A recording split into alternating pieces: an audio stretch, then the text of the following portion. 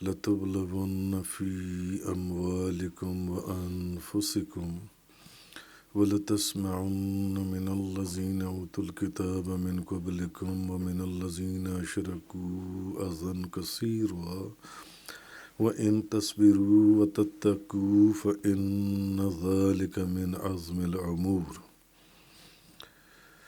بے شک تم اپنی جانوں اور مالوں میں ضرور آزمائے جاؤ گے،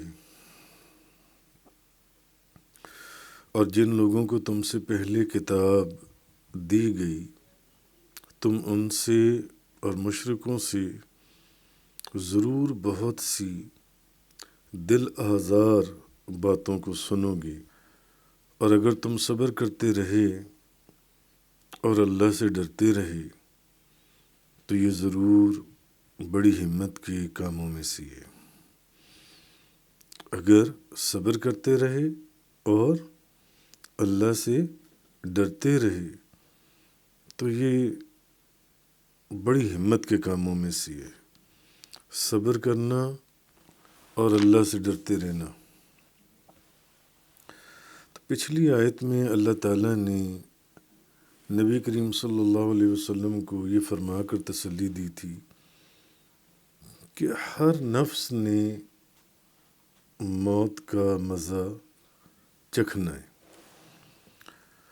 تو اب یہ بھی آگے جو بات ہے اسی آیت کی سلسلے میں ایک کڑی ہے، اور یہ بیان فرمایا کہ جس طرح پیچھے کہ کفار اور مشرکین جو ہیں انہوں نے جنگ احد میں نبی کریم صلی اللہ علیہ وسلم اور مسلمانوں کو بہت تکلیف پہنچائی تھی۔ جنگ احد کے اندر مسلمانوں کو، نبی پاک صلی اللہ علیہ وسلم کو، صحابہ کرام کو انہوں نے بہت تکلیف پہنچائی۔ اب اللہ پاک یہ فرما رہا ہے اسی طرح مستقبل میں بھی یہ لوگ ہر ممکن طریقے سے آپ صلی اللہ علیہ وسلم، نبی پاک صلی اللہ علیہ وسلم اور آپ کے اصحاب مسلمانوں کو جانی اور مالی نقصان پہنچا کر اور ان کے خلاف سازشیں کر کے یا ایسی بیہودہ باتیں کر کر جس سے دل کو تکلیف ہو، تو یہ آگے مستقبل میں بھی آپ صلی اللہ علیہ وسلم اور آپ کے غلاموں کو پریشان کریں گے، تکلیف دیں گے۔ تو اس لیے نبی کریم صلی اللہ علیہ وسلم کو پہلے ہی اللہ پاک نے فرما دیا تھا کہ مسلمان اپنے آپ کو ان مصیبتوں اور ان تکلیفوں کے لیے پہلے سے ہی تیار رکھیں، کیونکہ جب یہ ایک قانون ہے کہ اگر آنے والی مصیبت کا پہلے سے پتہ چل جائے کسی شخص کو کہ میرے اوپر یہ مصیبت آ رہی ہے یا یہ تکلیف بھی آ سکتی ہے، تو پھر اس مصیبت کو یا تکلیف کو برداشت کرنا قدرے آسان ہو جاتا ہے پہلے کی بنسبت جن سے۔ اس تکلیف کو یا اس مصیبت کو برداشت کرنا، اس میں سے سرخرو ہونا یا نکلنا وہ آسان ہو جاتا ہے۔ تو اللہ تعالیٰ کا یہ مسلمانوں کے اوپر ایک فضل اور ایک کرم تھا کہ اللہ تعالیٰ نے مسلمانوں کو، صحابہ کرام کو نبی کریم صلی اللہ علیہ وسلم کے ذریعے، وحی کے ذریعے اس بات کی پہلے ہی خبر دے دی کہ آپ لوگ تیار رہیں۔ جیسے انہوں نے جنگ احد میں مسلمانوں کو اور آپ کو تکلیفیں اور پریشانی یا مصیبت پہنچائی ہے، اسی طرح یہ لوگ ابھی آگے بھی اس سے باز نہیں آئیں گے۔ یہ آگے بھی اپنی بیہودہ باتوں سے یا آپ کے خلاف سازشوں سے یا آپ کو تکلیف پہنچانے میں کوئی کمی نہیں کریں گے، اس لیے پہلے سے مسلمان تیار رہیں اس چیز کے لیے جو ہے۔ جیسے کہ پھر آگے اللہ پاک نے فرمایا فَاصْبِرْ كَمَا صَبَرَ أُولُو الْعَزْمِ مِنَ الرُّسُلِ، آپ صبر کیجئے جس طرح ہمت والے رسولوں نے صبر کیا۔ اور ایک جگہ اور فرمایا اللہ پاک نے وَلَمَنْ صَبَرَ وَغَفَرَ إِنَّ ذَلِكَ لَمِنْ عَزْمِ الْأُمُورِ، اور جس نے صبر کیا اور معاف کر دیا تو بے شک یہ ضرور ہمت کے کاموں میں سے ہے۔ اچھا، امام بخاری اس آیت کی تفسیر میں ایک روایت بیان کرتی ہیں جس کے راوی ہیں حضرت اسامہ بن زید رضی اللہ تعالی عنہما، کہ نبی پاک صلی اللہ علیہ وسلم بنو حارث بن خزرج میں اور حضرت سعد بن عبادہ کی عیادت کے لیے، حضرت سعد بن عبادہ کی عیادت کے لیے ایک دراز گوش پر سوار ہو کر آپ تشریف لے گئے۔ اچھا، اس سواری کے اوپر ایک موٹی چادر بھی تھی اور آپ کے پیچھے حضرت اسامہ بیٹھے ہوئے تھے، اور یہ غزوہ بدر سے پہلے کا واقعہ ہے۔ اور آپ کس کی عیادت کے لیے تشریف لے کے گئے تھے؟ سعد بن عبادہ رضی اللہ تعالیٰ عنہ کے لیے۔ اچھا، اب اس مجلس میں تو ایک مجلس کے پاس سے آپ کا گزر ہوا راستے میں، تو اس کے اندر عبداللہ بن ابی بھی بیٹھا ہوا تھا۔ عبداللہ بن ابی کون؟ رئیس المنافقین، منافقوں کا سردار۔ اچھا، اس وقت تک وہ اسلام نہیں لایا تھا، اس وقت تک۔ تو اب وہ بھی بیٹھا ہوا تھا، تو اس مجلس میں مسلمان بھی تھے، مشرک بھی تھے، بت پرست بھی تھے اور یہودی بھی تھے، جس میں عبداللہ بن ابی بیٹھا ہوا تھا جہاں سے نبی پاک صلی اللہ علیہ وسلم کی سواری گزری۔ اس میں مشرک بھی تھے، یہودی بھی تھے، مسلمان بھی تھے اور بت پرست بھی تھے، سب لوگ بیٹھے ہوئے تھے۔ اچھا، مسلمانوں میں اب جیسے ان کے اندر عبداللہ بن ابی تھا، مسلمانوں میں سے حضرت عبداللہ بن رواح تھے، وہ بھی بیٹھے ہوئے تھے۔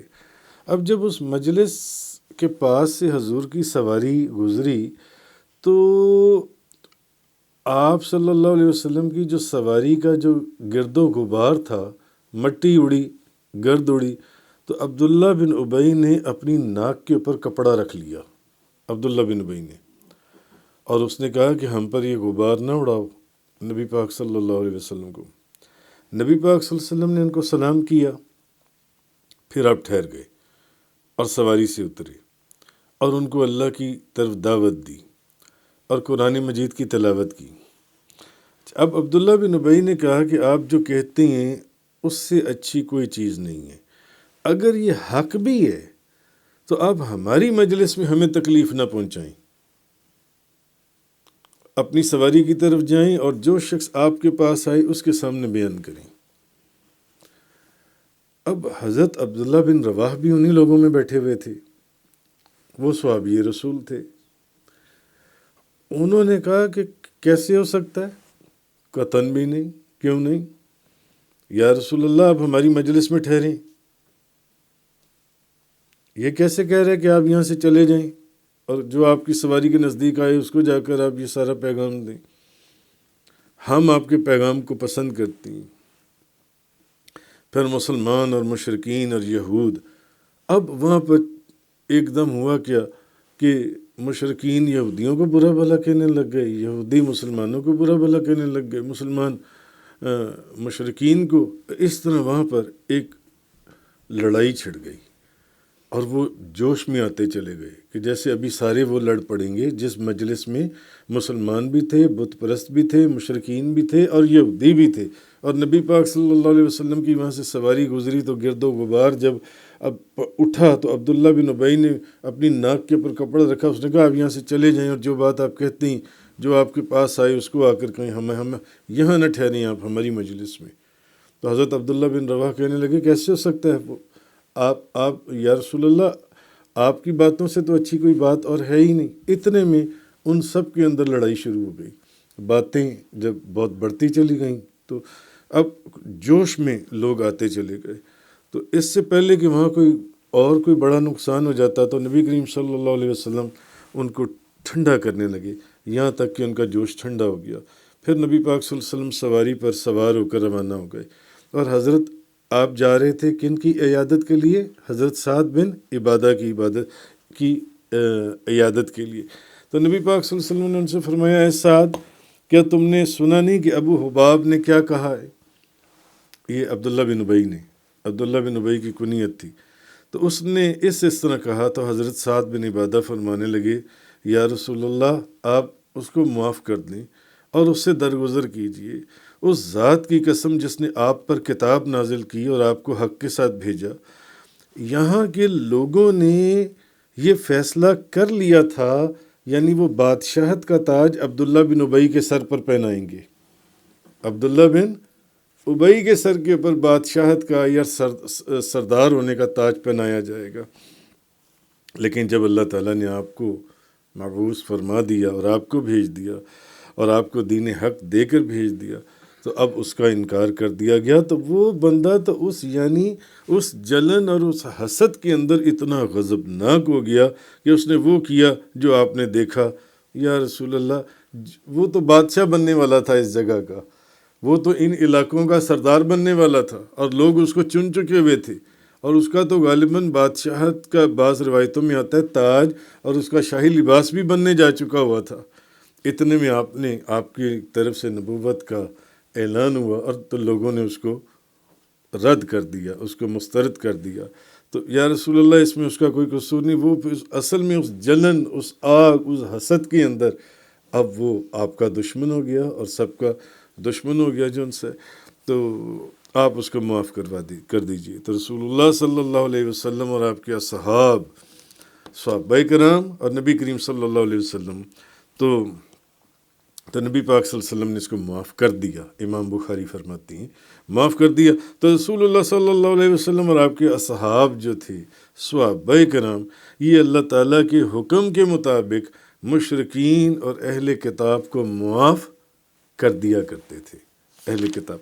تو یہ چیز اللہ پاک نے اس آیہ کریمہ کے اندر ارشاد فرمائی، لَتُبْلَوُنَّ فِي أَمْوَالِكُمْ وَأَنفُسِكُمْ، بے شک تم اپنی جانوں اور مالوں میں ضرور آزمائے جاؤ گے۔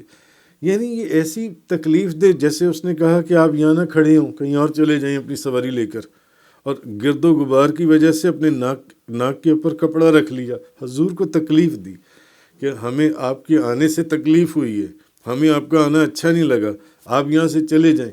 تو اللہ پاک نے فرمایا یہ تو آگے بھی آپ کو باتوں سے یا ایسے تانوں سے جیسے یہ پہلے کرتے آئی ہیں، تو ایسی باتیں کریں گے، دل آزار باتیں، جس سے آپ کو یا مسلمانوں کو تکلیف ہوگی۔ وَلَتَسْمَعُنَّ مِنَ الَّذِينَ أُوتُوا الْكِتَابَ مِنْ قَبْلِكُمْ وَمِنَ الَّذِينَ أَشْرَكُوا أَذًى كَثِيرًا، اور جن لوگوں کو تم سے پہلے کتاب دی گئی اور تم ان سے اور مشرکوں سے ضرور بہت سی دل آزار باتیں سنو گے۔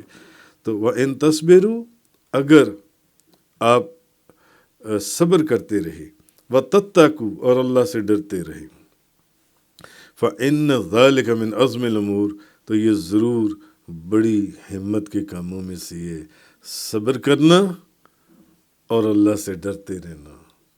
صدق اللہ تعالیٰ۔ تفسیر قرآن کا یہ لیکچر انگلش میں سننے کے لیے براہ کرم ڈسکرپشن میں موجود لنک پر کلک کریں۔